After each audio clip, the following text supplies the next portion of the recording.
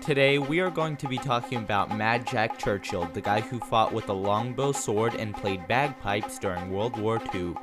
Jack Churchill was born on September the 16th, 1906 in Colombo in modern-day Sri Lanka. During his childhood, Jack's family kept moving from place to place, first moving from Colombo to England, then to Hong Kong. Later in his life, he attended the Royal Military College in Sandhurst, and when he graduated, he was sent to the Manchester Regiment in Burma. In Burma, he was bored, so he spent his time riding his motorcycle and learning to play the bagpipe. But there wasn't much going on at the time, so he left the army in 1936 and was an actor in a few movies. He was also an excellent archer, so he represented Great Britain in 1939 at the World Archery Championship. But when World War II started, he rejoined the army and was sent to France as part of the British Expeditionary Force. There he used his longbow while ambushing a German patrol in France.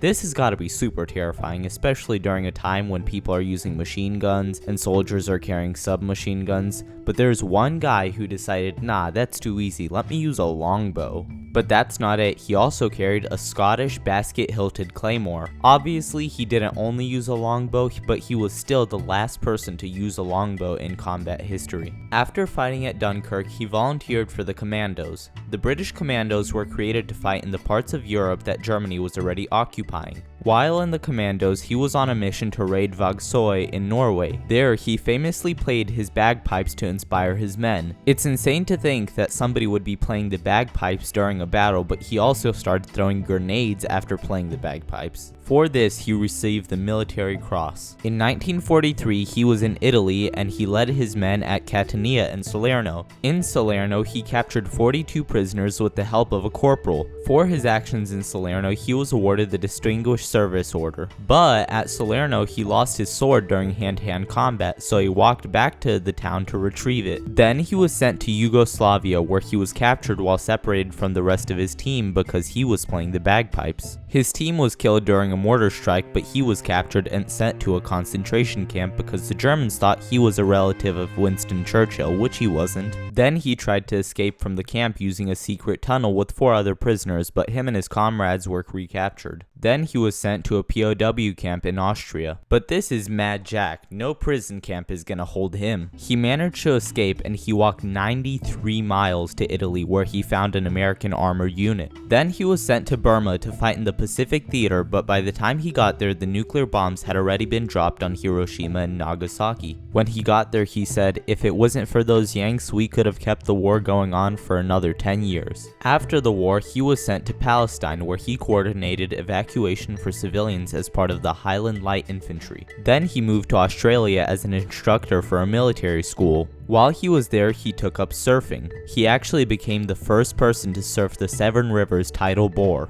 After his time in Australia, he finally retired from the army, but his antics didn't end after his time in the military. When he would ride the train home, he would throw his suitcase out the window. This was because he was actually throwing it into his garden so he didn't have to carry it with him from the station. This was the story of Mad Jack Churchill, the claymore-wielding soldier of World War II. His story is very interesting and he has much more stories like this from his career, so I'd encourage you guys to go research him for yourselves if you like this story. Anyway, I hope you like this video. This talk show video is a bit different from my regular videos. I want to make these to bring more content to you guys in between regular videos. Anyway, this is History Unmasked saying see ya.